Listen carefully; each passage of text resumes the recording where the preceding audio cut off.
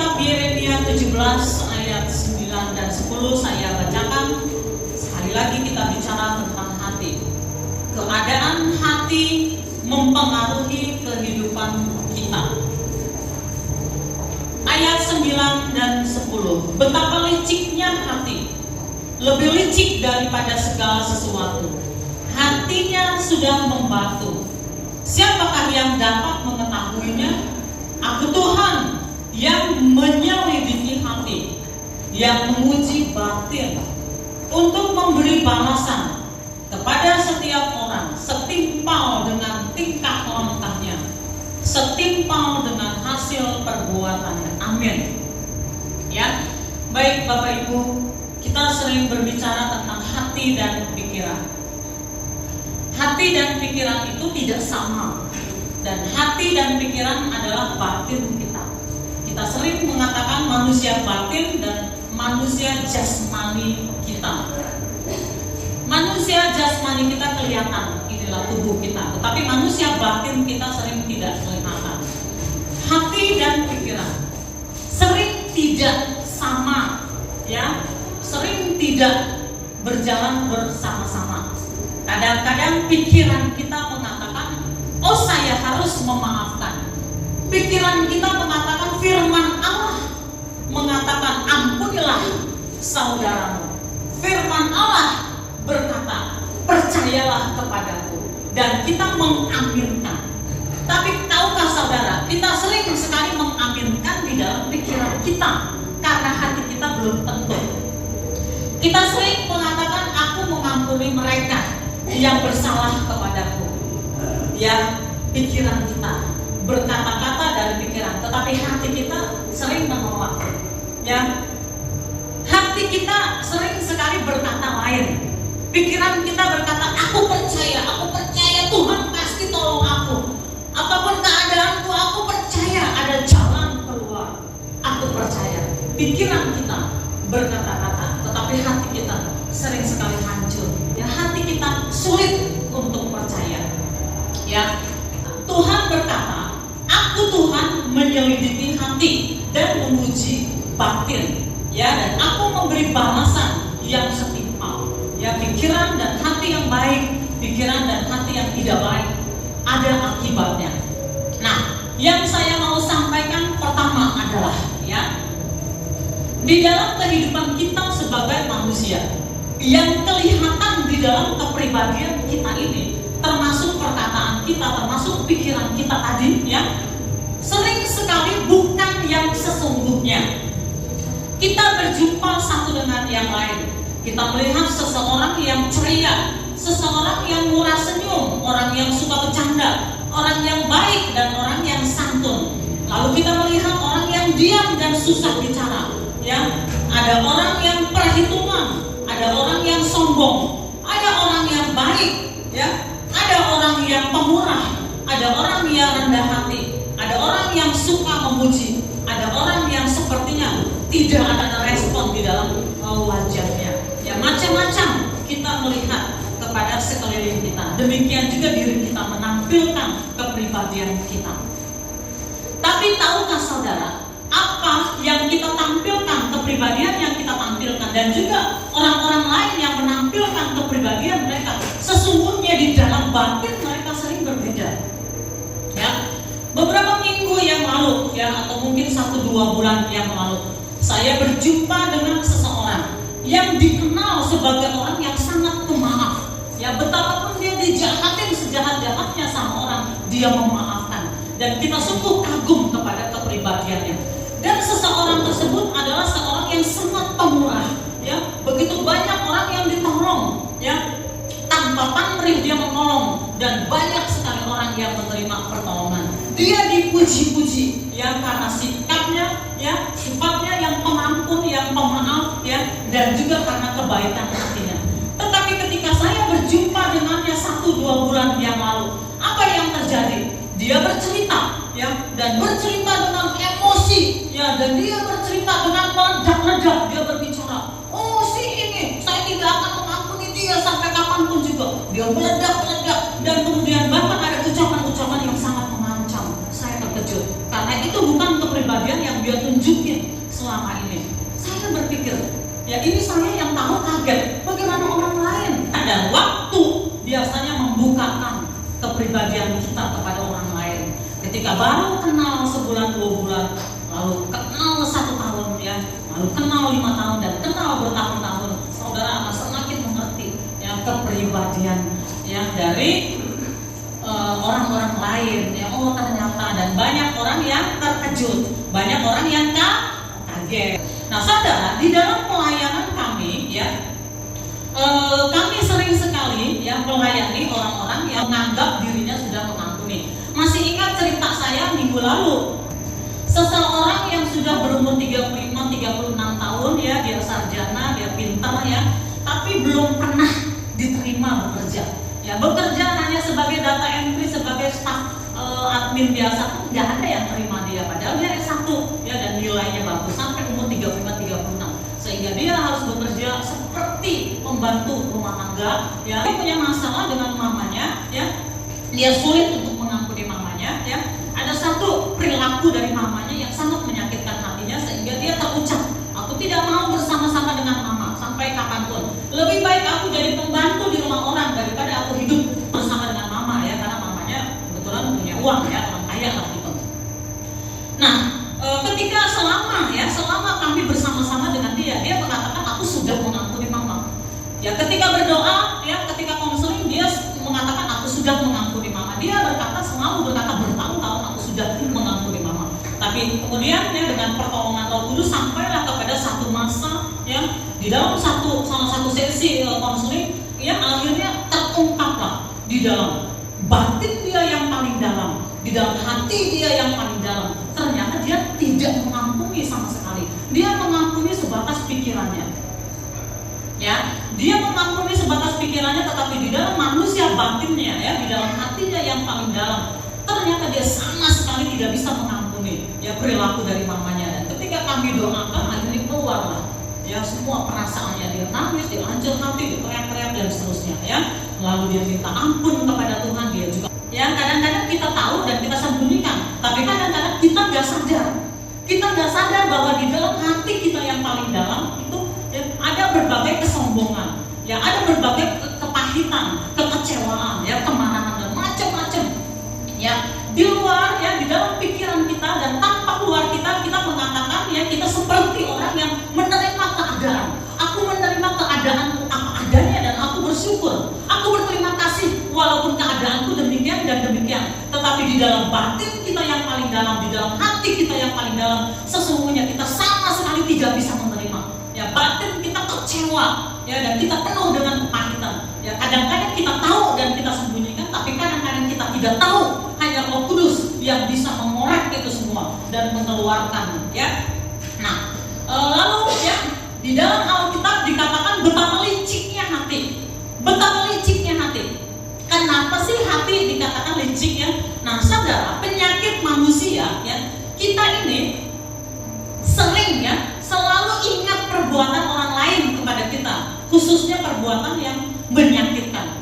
Kalau ada orang berbuat baik kepada saudara, kalau ada seseorang menolong atau memberi sesuatu kepada saudara, walaupun mungkin orang itu menolong dan memberi dengan pengorbanan, dia rela berkorban, kita sering lupa dengan pertolongan orang. Tetapi kalau kita dijahatin oleh orang, kita dikecewakan oleh orang, kita akan ingat terus dan kita sulit untuk melupakan. Kita disakiti ya, tahun lalu, 5 tahun lalu, 10 tahun yang lalu, tetap teringat di dalam pikiran kita.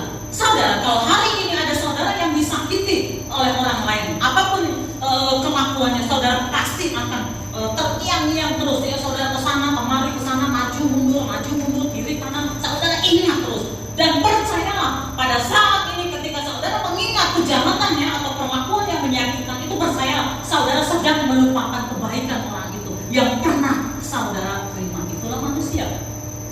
Itu sebabnya dikatakan betapa liciknya hati ya. Kita lupa kepada perbuatan baik orang, tetapi kita ingat ya, kita ingat kejahatan ya, perilaku orang yang menyakitkan hati kita. Nah, yang repot lagi adalah ya kita juga lupa ya perilaku kita yang jahat. perilaku orang yang jahat kepada kita, kita ingat terus, tapi perilaku kita yang jahat kepada orang kita lupa. Kadang kita tidak sadar kalau kita juga sebetulnya sering menyakiti orang lain. Kita juga lupa kalau kita juga sering mengecewakan orang lain. Kita juga lupa kalau kita pernah merugikan orang lain, ya. Dan kita merugikan orang lain tanpa merasa bersalah. Nah, sering terjadi. Kita juga sering merasa kita lebih baik, lebih benar, kita paling benar. Ya, ada istilah si paling benar. Ya, si paling baik, si paling benar. Kita merasa diri kita paling baik, paling benar. Ya, dan kita sering merasa kita paling jadi korban. Nah, hati-hati, ini penyakit loh, penyakit zaman sekarang. Ada banyak orang yang merasa dirinya korban. Dia lupa kalau dia juga mungkin membuat orang lain jadi korban, ya, gara-gara perbuatan kita. Kita lupa, ya, kalau kita punya kewajiban-kewajiban yang tidak diselesaikan. Ada banyak orang berkata, Tuhan, mengapa engkau tidak membuka jalan? Mengapa engkau tidak membuka jalan dan tidak menolong aku dan tidak memberkati aku? Mengapa orang lain terbuka pintu-pintu lebar buatnya, mengapa aku tidak? Ya, kadang-kadang kita bertanya kepada Tuhan mengapa dan kita sering lupa. Ya, ada jerat di kaki kita. Ya, apa itu jerat? Karena kita pernah merugikan orang lain dan kita nggak sadar.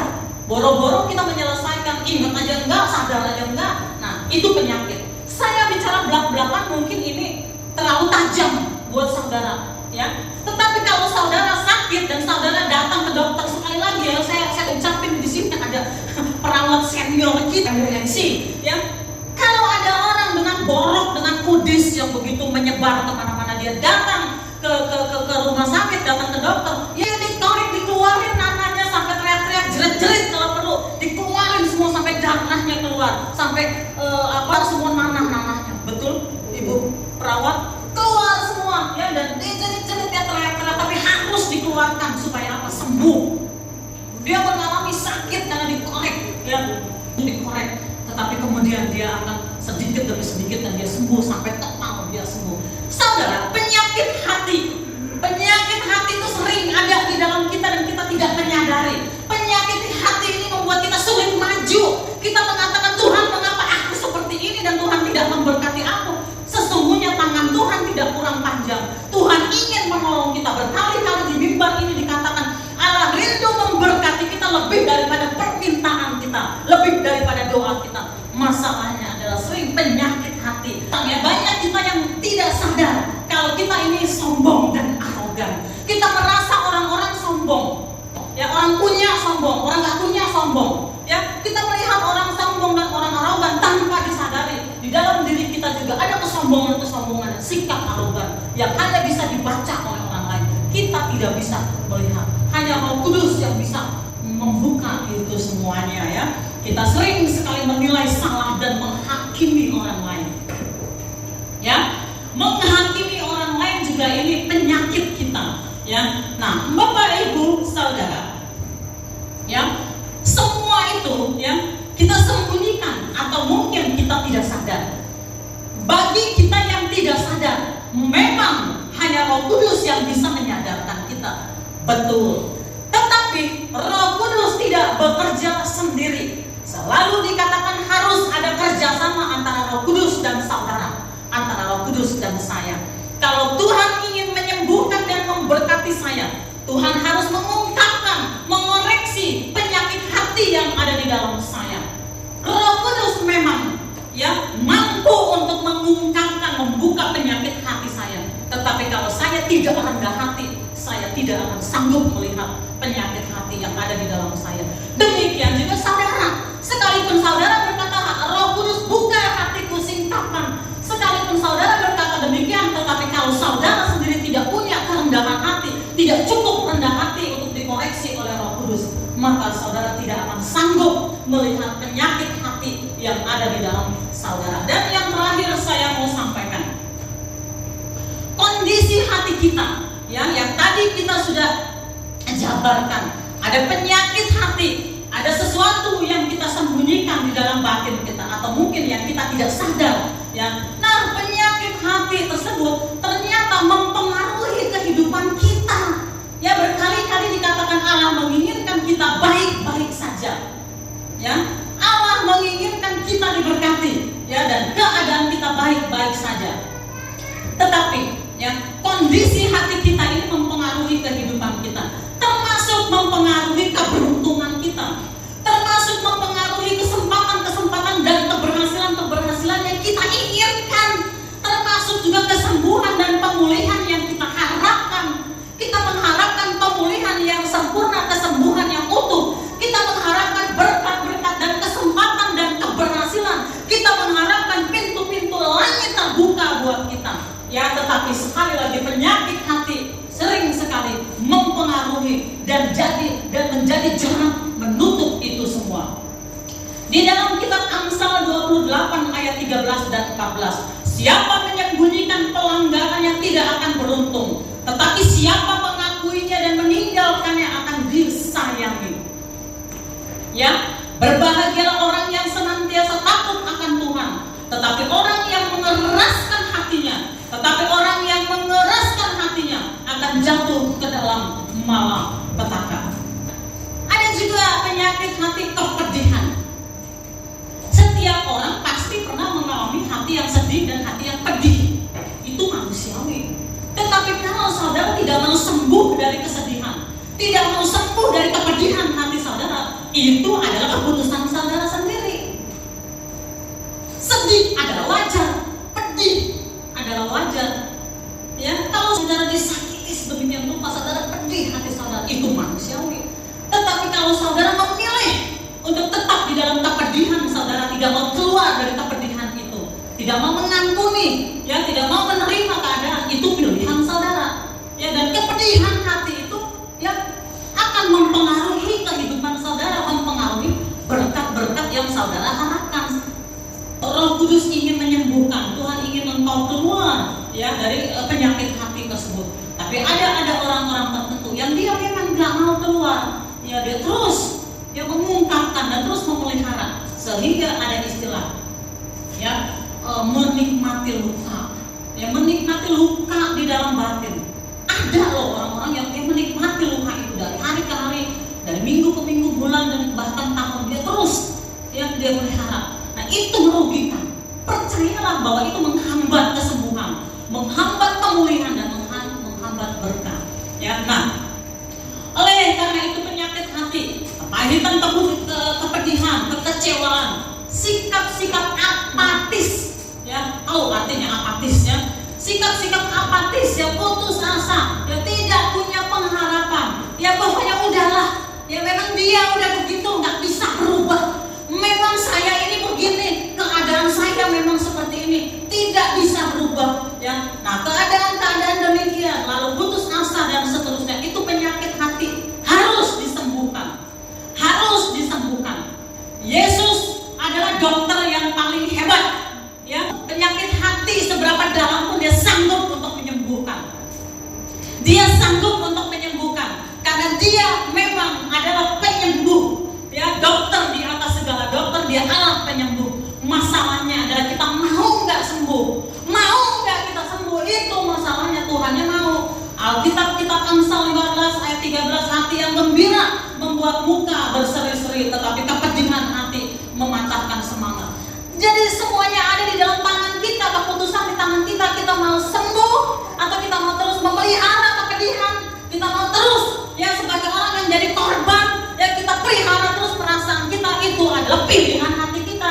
Allah menginginkan pintu-pintu langit terbuka buat kita, kesembuhan, kelepasan, pemulihan, berkat-berkat secara holistik Allah janjikan dan Allah berikan kepada kita. Tetapi apakah kita mau sembuh dari penyakit hati? Sekali lagi Alkitab berkata, betapa liciknya hati, lebih licik daripada segala sesuatu. Hatinya sudah membatu, hatinya sudah membatu. Siapa yang dapat mengetahuinya? Aku Tuhan yang menyelidiki hati, yang menguji batin, untuk memberi balasan kepada setiap orang setimpal dengan tingkah langkahnya dan setimpal dengan perbuatannya. Kita tunduk kepala, kita berdoa.